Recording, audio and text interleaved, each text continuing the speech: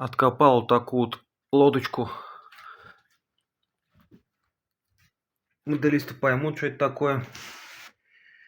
F3V, глиссер. Тут раньше хай-тек была радиоаппаратура установлена. Вот такая вот выхлопная система здесь стоит. Но вот уникальность лодки, знаете, какая, ребят? Вот именно уникальность. Сейчас покажу. Здесь стоит, ребят, КМДшка. Прикиньте, КМД 2,5. Переделанный под водянку, он же авиамодельный самолет воздушный. Сделали сюда водяное охлаждение.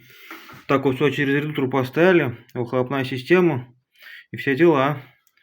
Вот такая вот прикольная лодочка. Сейчас возьму ее так вот, чтобы получше было видно. О! Класс вообще, да? Огонь.